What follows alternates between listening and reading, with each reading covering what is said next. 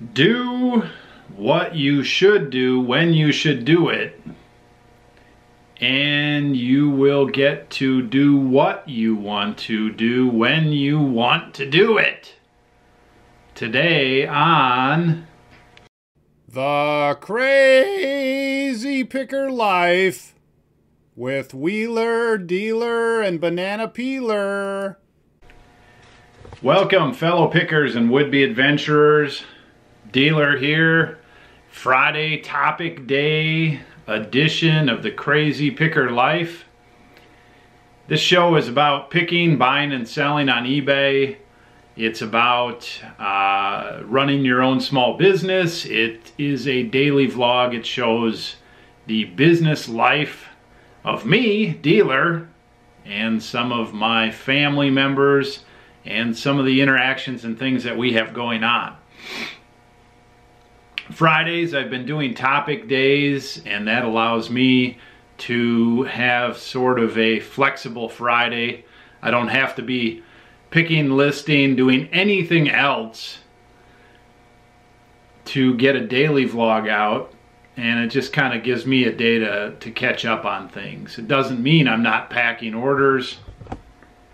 Not too many today, but some. There was a UPS there too that went home to sit on my porch, and it doesn't mean that I'm not picking, because I might be, or it doesn't necessarily mean I'm not listing, which I also might be, but it gives me a rewind day. All right, so today's topic is a good one. It is one that I've talked about before, whether I did a special video a while back on this, or possibly I just brought it up along with some other information. It's a very, very long title. I don't know how to shorten it. And in fact, I can't take credit for the idea or even the wording that I use. The wording that I use is close. I haven't listened to talks by Jim Rohn or Zig Ziglar for a while. But I used to.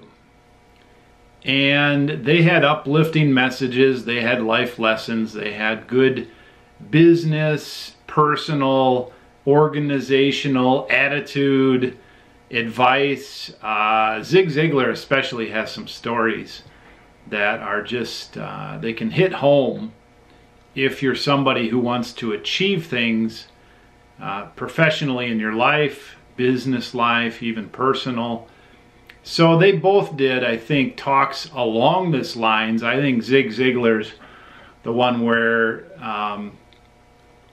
if you do what you're supposed to do when you're supposed to do it, you'll get to do what you want to do when you want to do it. He had some sort of a southern drawl. Okay, so what does that really mean? Well, first of all, it's not some sort of magical thing. It's not some sort of something for nothing thing. You really have to qualify it, because there's two ends to this, okay? The beginning end is if you're not really in the game, if you're not really doing things that matter, if you're just kind of filling your days and rolling along and not real particular about your focus, this might not help you, because I don't know what kind of example I can give, but if you're not doing something worthwhile, it doesn't matter if you do the not worthwhile thing when you should. You're still not going to get to do what you want to when you're going to want to do it.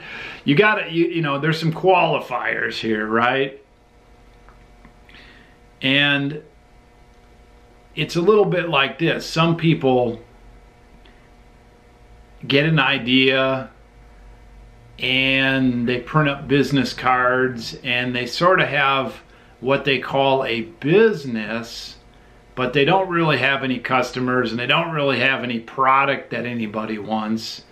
And it's more of an idea than a real operating business. And so this do what you should when you should do it applies to something real, okay?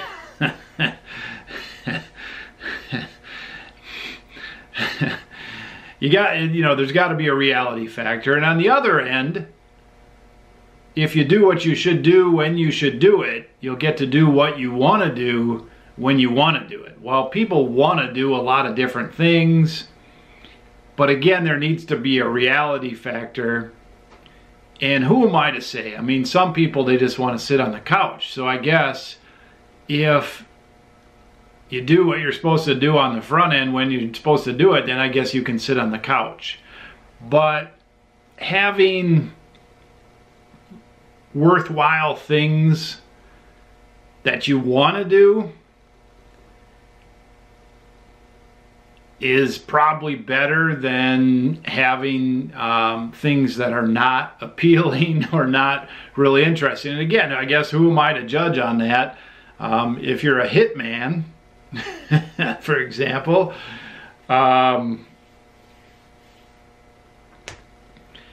get out there and get your customer, make your hit, do what you're supposed to do when you're supposed to do it, and then you get to do what you want to do. You get to go to the shooting range, I guess, and fire your favorite gun or something. I don't know. So I guess it universally applies, whether whatever you're doing that funds your lifestyle, do it when you're supposed to do it, and then you'll get to do the other things that you want to do. So it applies pretty broad. I'm going to get myself in trouble here just trying to overanalyze this.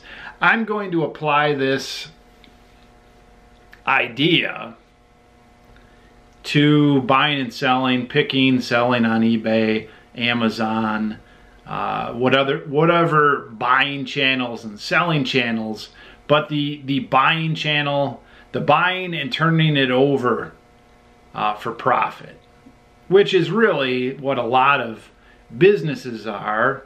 I mean, Walmart is a buy-sell business. They buy stuff and they sell it and make a profit. I'm talking more about the homegrown version of this, the picker version, right? We buy old stuff for the most part and then resell it. We don't buy all that much new stuff, new old stock, or new stock. We do a little bit of that. So there's that version of the business. Okay, so 3 parts of this that I want to talk about. And I'm going to give you an example on the back end. Tomorrow is a Saturday, right? It would be a good day to go picking. In fact, I might do a little picking if we run into some opportunities. I'm always open for opportunities. But tomorrow we're going to get up early as a family. 5 a.m. we're leaving. We're heading an hour and a half away. 4 of us are going to race a 5K running race, which we've been training for, some of us more than others. And 4 of us are going to watch the race and enjoy the race peripheral events. There's always a lot going on around a race. It's not just about running the race. Sometimes there's music, there's food, there's drink, there's people watching, there's booths, there's things going on. And it's the Wild West 5K. They've got some other events in Hays, Kansas tomorrow, along with the Wild West thing. After that, I guess there's a parade. After that, we're going to go eat at the Microbrew Gala's Brewery diner down there. We're going to probably take a walk or hang around Hays. We're going to do family stuff most of the day. And then when we get sick of that, we're going to come home. So I don't have a job. My wife does have a job. She has off on the weekends.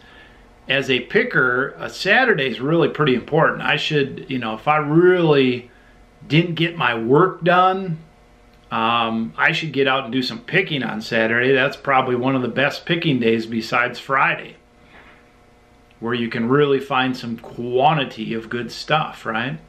People have their stuff out. Flea markets running. Rummage sales are running. It's a good day for picking. Well, I've done enough picking when I should have did it, so now I can choose to go on a Saturday and have a fun day like that. I don't choose to do that every Saturday, and probably if I did, I probably wouldn't, make as much money, but I was able to schedule this. Now, when I come home Saturday, I definitely am going to come in the office and do some work so that I'm prepared to have Sunday off. I like to do that. There's another thing I like to do. I take Sundays off by choice. And then I need to be prepared, though, for Monday. Monday, I think, is still a shipping day, even though it's a 4th of July weekend, holiday weekend. I think Tuesday, most businesses are closed. Monday, I think, is a shipping day. So Saturday night, I'll do what I have to do when I should do it, right? But that's just a small example. We're not going to spend a whole lot of money tomorrow. It's more about time. It's more about scheduling. Sometimes we go and do things where we spend a bunch of money, mainly because I do and Wheeler does in this business what we should be doing when we should be doing it. And then on the other end, there's time and money flexibility, right? So if you want that in your business, whether you're in the picking business or even working a job or even another business or even running some sort of another organization, these rules apply. Procrastination is a big problem for a lot of people, including myself at times. Focus is a big problem for a lot of people, including myself at times. Putting things off, not recognizing possibly what you should be doing. That can go along with focus. Not pulling the trigger, not taking the extra step, not making the connections you should, not getting up early, not staying up late, not going to where you should go when you need to go. Let's break it down. Here's probably the top 3 things in my business that I focus on to get done when they need to be done. Okay? I wrote them down. I'm peeking over here. Orders. Getting orders out, that is one of the items. Picking is another one. And listing. Getting exposure for my items, that's another one. So those 3. Let's talk a little bit about these 3, okay? And you can obviously think about your own business and see if they apply. So again, if you do what you should do when you should do it, you will be able to do what you want to do when you want to do it. Getting orders out. All right. I feel strongly in today's fast-paced, technology-based environment that turning orders received over quickly is important. In other words, if you're listing on eBay, for example, somebody buys one of your items and then they pay for that item, and you should be getting a notification on that. If you are not, you need to figure out how to get notifications right when they buy the item and right when they pay for it. Now, I have mixed feelings about having a cell phone next to my head or my body or in my proximity because of some of the health challenges of that. But you should have some sort of device nearby making beeps and boops so you pick up on that. Now, there is such a thing as turning it off at night and turning yourself off some point in your business. When it no longer matters, like say after 5 p.m., you don't need to care about your notifications as much, right? So you don't need to be constantly tied to that thing, but you should be getting notifications. When you get orders, I think it is a good idea to ship those orders, if at all possible, within 24 hours, say. We, in this business, my business, I would say our average is to get an order and get it out. It's probably 12 hours when we are not out of town. Okay?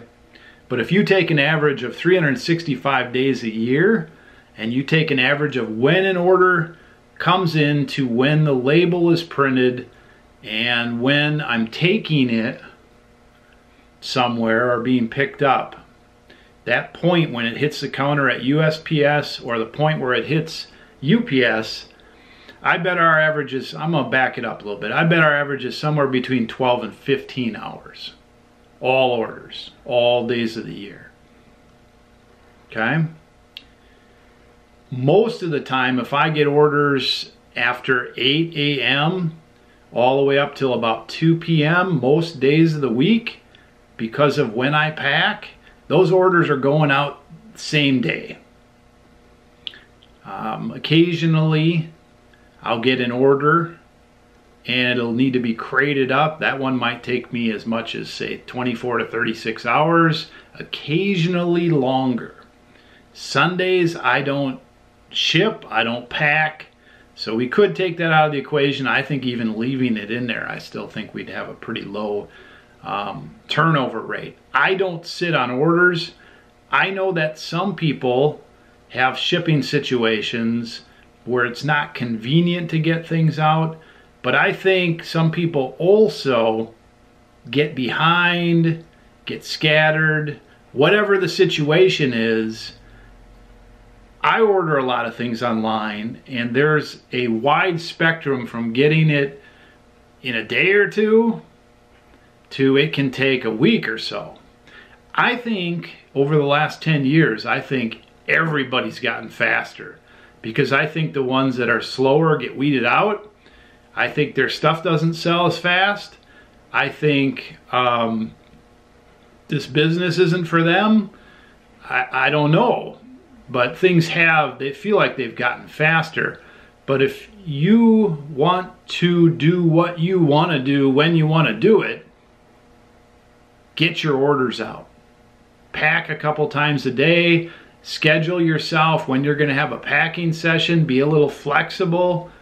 Whatever it takes to get those orders out. If you don't have a big thick thing of orders, and who doesn't want a big thick thing of orders, but if you have a thick thing of orders sitting on you all the time and you never clean that thing out, it's like being constipated. It bothers you. It bothers you in certain ways. It will affect your decisions. It'll affect where you go. It'll affect what you say to people when they say to you, hey, can you go to lunch? You'll be like, I got a lot of orders. I can't go to lunch. Your kids will say something to you, I got a lot of orders. I can't do that. Your relaxing time might be affected. Your sleep might be affected. It has a reverse snowball.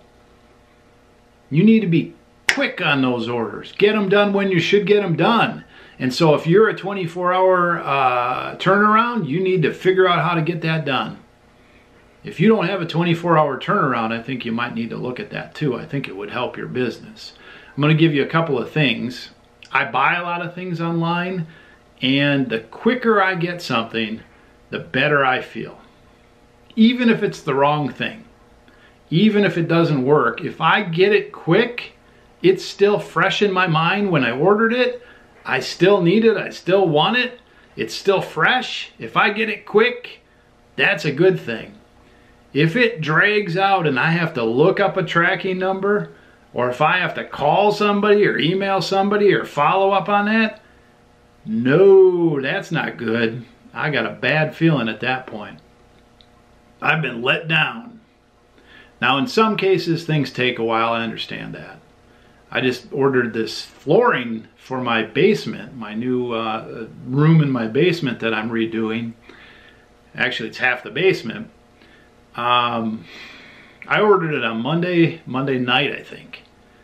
And the emails were a little slow, but I guess it's coming today. I'm excited. So that was pretty good turnaround on 300 12 by 12 tiles. I think the emails went into my spam, so that probably delayed them. That was my fault. But basically, that's a pretty good turnaround on something like that. Now, when I checked my email yesterday, it said they were being made or manufactured or some word like that. And I was like, oh no, I'm not going to get these things until next week at the earliest. And then I got another email, and like I said, I think it was delayed because of my spam folder. I pulled that out, and it had UPS tracking. Hey, your item is shipped. I'm like, hey, it's shipped. That's cool. And I clicked on it a little bit later today on my computer on my desk, and it said, out for delivery. And I was like, whoa, hey. So if stuff takes a while, though, your customers are not going to be as fresh and excited. If you get your stuff out, you're doing your job. You're doing what you should be doing when you should be doing it. That's going to free your mind and your body and your flexibility up to do other things when you want to do them. I think it has a money effect too. I think it gives you more thumbs up. People will give you more feedback when they get stuff quick. If you're having trouble getting feedback, like any feedback, I think quick shipping is one of those things. I think it's a boost on communication. People will email me and they'll say, hey, thanks for the great shipping, but I don't like it. Whereas if it's slow shipping and they don't like it, I don't know where that's going to head. Okay. You want to set yourself apart, figure out how to ship. Now, don't let the shipping overwhelm your other things like pick well, list often, which we're going to talk about in a minute. But I think besides picking well and listing often, I think quality shipping and quick shipping, how you present yourself, both in speed and accuracy and all that, that's important. That is important in your business. I've run 2 or 3 and been involved with 2 or 3 or 4 businesses that set themselves apart in shipping. One was my parents, my family health food business. We were shipping a lot of vitamins all over the country, and people would need those quickly. Vitamins expire, first of all, they're a timely product, and second, people a lot of times order them when they're running out. And so you got to get them to them quick or they run out, and they aren't happy when they run out for various reasons. Another business I worked with was packing at Land's End, which is a clothing and lifestyle catalog online company. And their shipping department, wow, pretty cool. They would get stuff out quick, all automated, wham, wham, wham. Automated until it got to the last person, and you had to sort and pack it and make it work right. You know, they figured that, who knows, it may be automated farther than that. These days, that was 25 years ago. Time flies. 27 years ago. Oh my gosh. Anyway, you want to set yourself apart. You want more choices on the back end. You need to get that figured out. Picking. All right, dealer, you're going to talk about my picking. Well, what the heck are we going to talk about here? Do what I should do when I should do it. Doesn't stuff just come along and jump in the boat? Don't the fish just jump in the boat? How can you be proactive about picking? Should I go out 24/7? Should I pick until I drop? Run around like a chicken with my head cut off? What? Well, do what you should do when you should do it. If you are into garage sales, does it pay to go out on the first day of a garage sale? Or does it pay to wait until the last day? Well, I guess it depends. Some people go out on the last day and they buy junk for nothing, right? Or they buy everything that's left. That is a certain strategy for some. hoarders and people who run thrift stores and junk booths and things like that. I don't think that's much of an eBay model for the most part, because the eBay model, if you don't want stuff sitting around, you got to buy the best stuff. Good margins, best stuff. That's a good way to build a good eBay business on onesie-twosie items, and sometimes you run into 10 or 20 or 30 items. Uh-oh. Tiles are here. Guess I got my tiles. I don't know what they want. Want me to run home and install them. Do what you should do when you should do it. Run home and install your tiles, dealer. Not on the schedule today. So, if you're into rummage sales, and let's say there's Friday rummage sales and Saturday rummage sales, and some people drag them on till Sunday.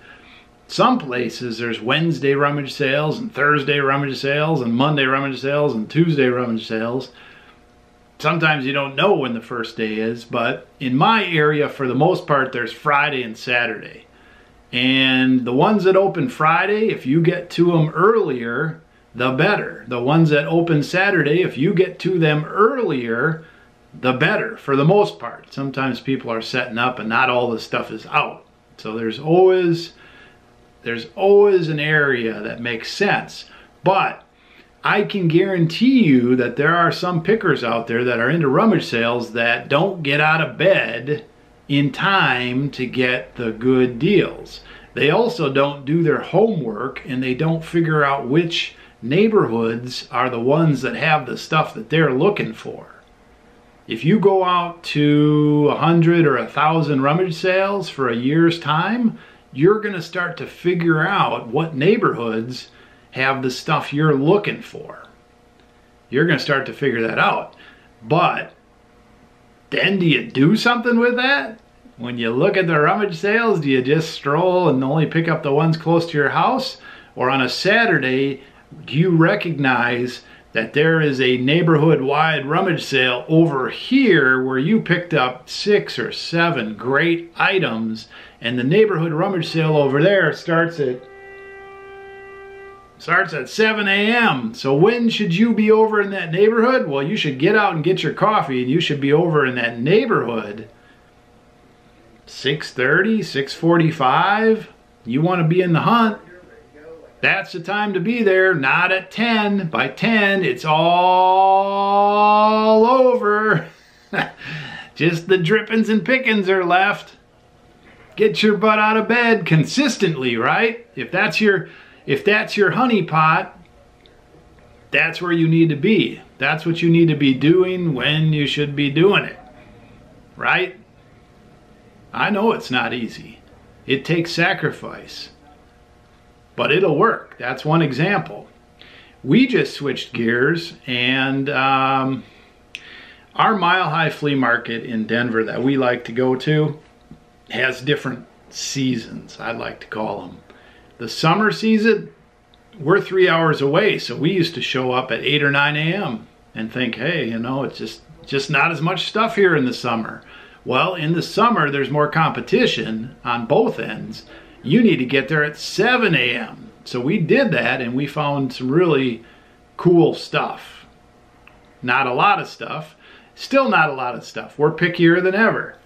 But we found some good items. Some items that we probably wouldn't have found if we showed up at 8 or 9 a.m.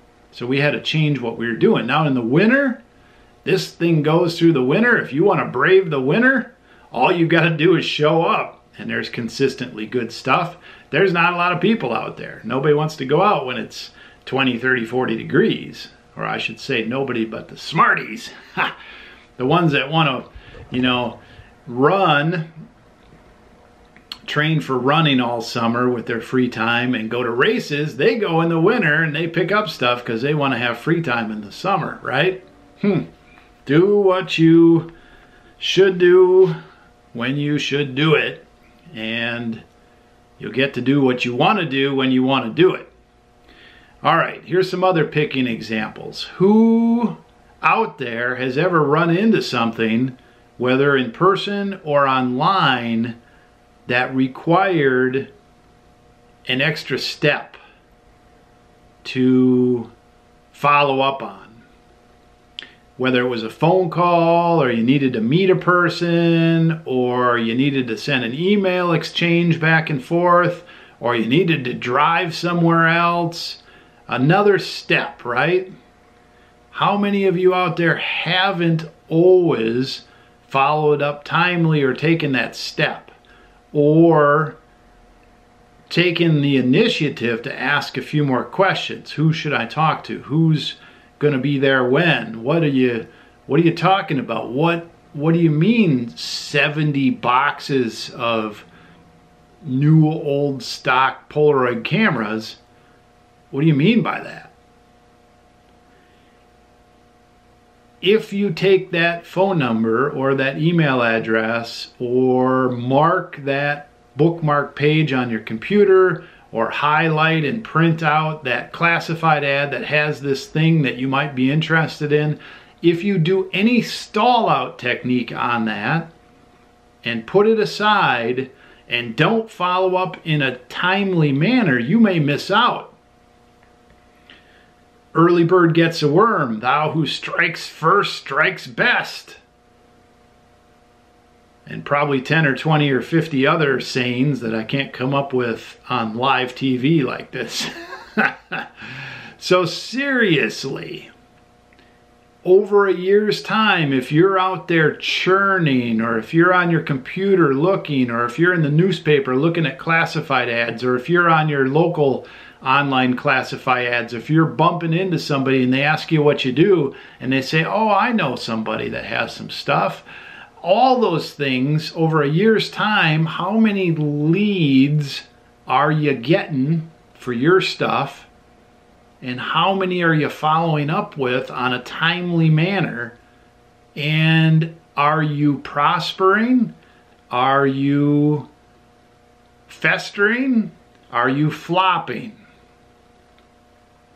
Let's say you get 100 leads. I probably get 100. I probably get 200 leads a year like that, maybe more. Some are better quality and some aren't. I have to sift. How many am I following up on? How many am I following up on a timely manner? Well, enough, obviously. We have enough to do. But I could even do better. I could even sift more. I could even have a better system to do that. But if you're not picking enough quality stuff, everybody can pick enough stuff, but if you're not picking enough quality stuff, maybe your lead follow-up system is flawed. Maybe you're not going after it. Do what you should do when you should do it. Then the back end will be there. If you do these things consistently, let me add something. You can't just show up at rummage sales once at 6:30 in the morning, get 20 items that are great, and then the rest of your year is going to be great. This is consistent. But let's talk about this. If you go out rummage selling from 10 a.m. to 1 p.m. consistently and spend 3 hours and get 20 items that are so-so, or you go from 7 a.m. to 10 a.m. and get better items, you're spending the same 3 hours. You just need to shift your time frame. If you're getting 100 leads a year and you're following up on them an average of 48 hours later, you're going to get some results. If you follow up on those leads within 3 hours, you're probably going to get better results. You might also, if you have a quicker lead follow-up system like that, a touch-based system, a discover what's really there system, you might do some better weeding. You might be more efficient. You might actually hit all those 100 leads one way or another, as opposed to when they get shuffled on your desk and get put aside and then real life hits, and you might not even get to half of those 100 leads.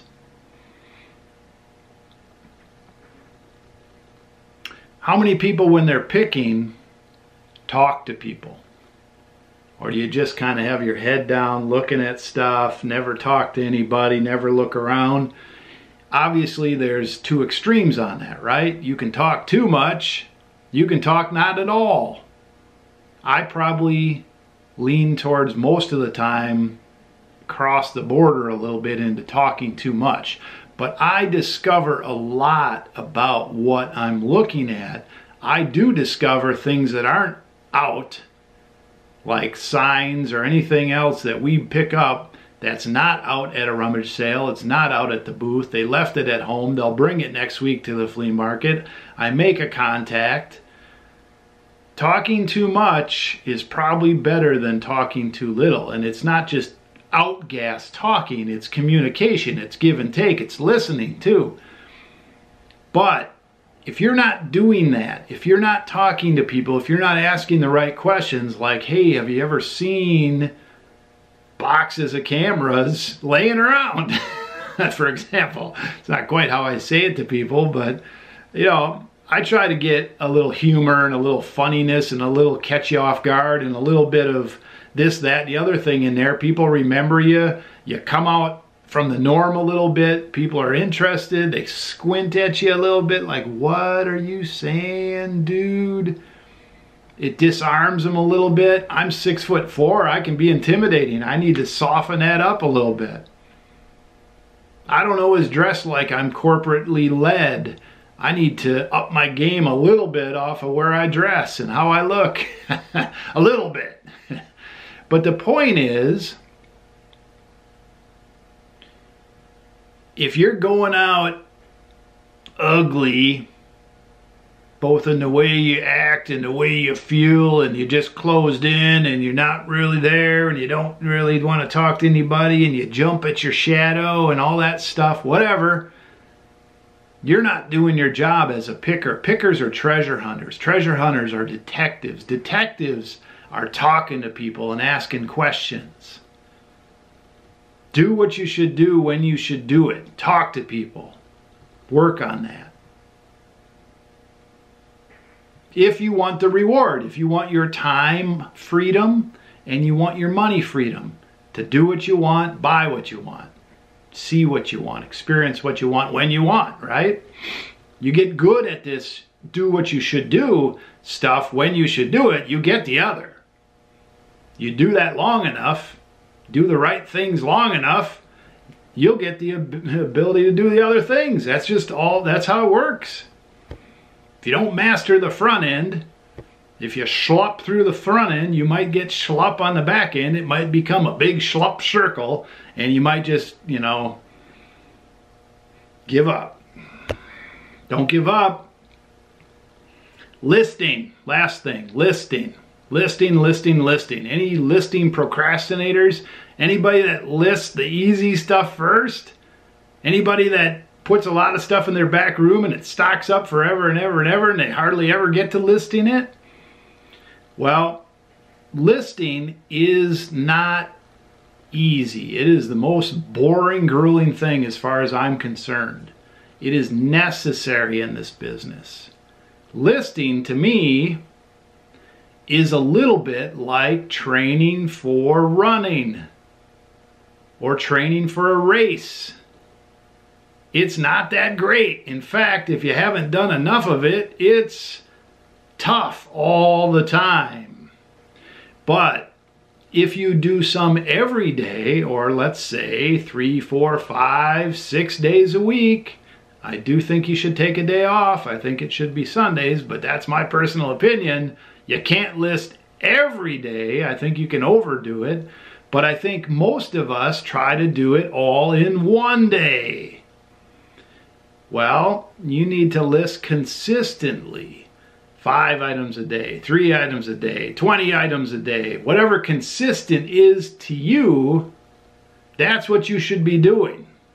Do what you should be doing, when you should be doing it. List every day some. Every day some. Then you'll get to do what you want to do when you want to do it. You want to go pick more items? You probably should list some of your items and turn that around and get some cash flow so you can go buy some more cool stuff.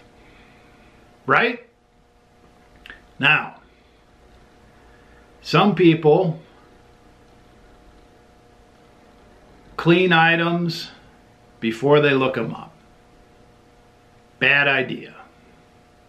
Some people play around with items before they look them up. Some people fix items before they look them up. I think you should look an item up before you do anything else to it, and if it isn't worth listing, there's different levels of that, but it should go on the back burner. Don't spend 2 hours cleaning something up you're going to make $5 on, and it's going to take a month to sell. Get the right things listed quickly. List your winners, but don't just list your winners, but list your winners and then list your other stuff consistently. Get that cash pipeline going. Get that cash wheel going. It takes a while for things to sell. It takes a while for people to glom onto your listings. You got to get it listed. Now don't list night and day and get so tired and burned out that you can't focus and can't pay attention to anything else in your life. That's not good. You can only list so many hours in a row before you go cuckoo, cuckoo, cuckoo. So schedule it, do it, whatever. It's got to fit in with the rest of your business. You got to balance some things. You got to balance your personal life. Everybody understands that. I understand that. But you got to list. Those are the 3 things. Ship your orders timely. Pick like you should be picking. List like you should be listing. Do what you should be doing when you should be doing it. You need to determine that. You need to be real with yourself. Look in the damn mirror and say it's working or it's not working. And if it's not working, if you're not getting to do what you want to do when you want to do it, you need to look at those 3 things and say, where can I improve? Where am I slacking? What is getting in the way here? Who do I need to talk to? Probably yourself. If you're pointing at other people all the time, watch out. There's 3 fingers pointing back at you. Plus this one, I guess that's a thumb.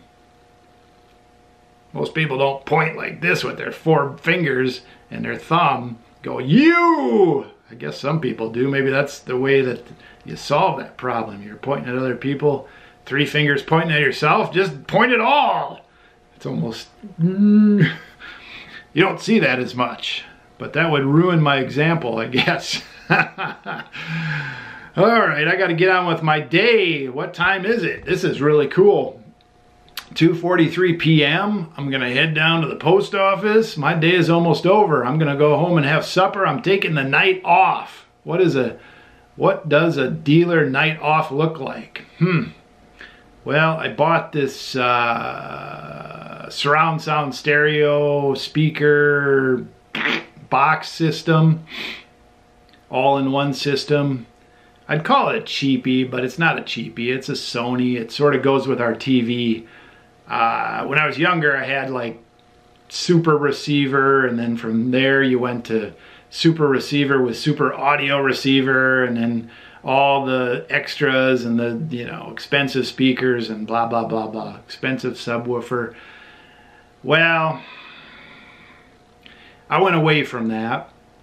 Now I'm just buying the all-in-one, but it's a lot better than the speakers on the TV are decent, but this will be a lot better. So my night off, I'm going to spend probably a half hour installing that, and then I might sit around and watch some YouTube with the family or a movie with Flan, my wife, or read a book. I got a book that I bought recently, a fiction book. Gonna sit there and read that maybe.